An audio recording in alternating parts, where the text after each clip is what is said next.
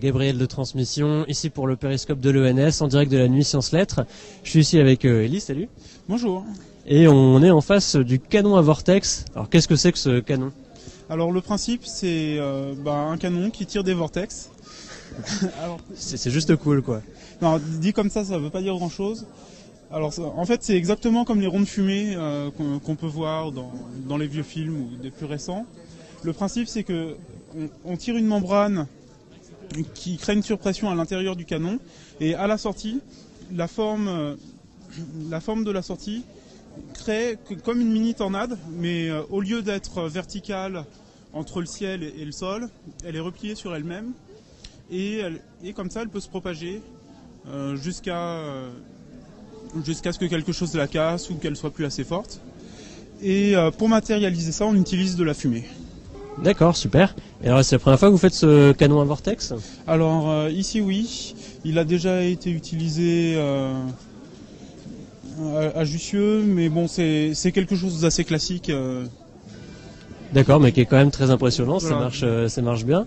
Et est-ce que, par exemple, donc là on a quand même un gros spécimen, mais est-ce que les gens peuvent reproduire ça un peu à plus petite échelle par leurs propres moyens? Oui, ça fonctionne parfaitement à plus petite échelle.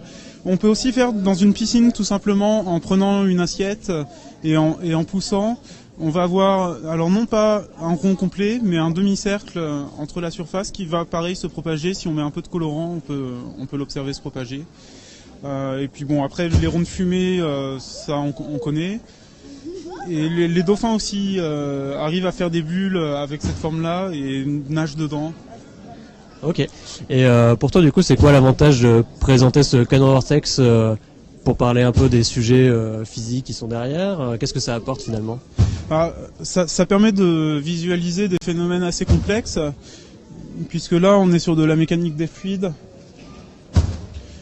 Et on a une entité, un vortex, qui se propage et reste entier, malgré des petites perturbations.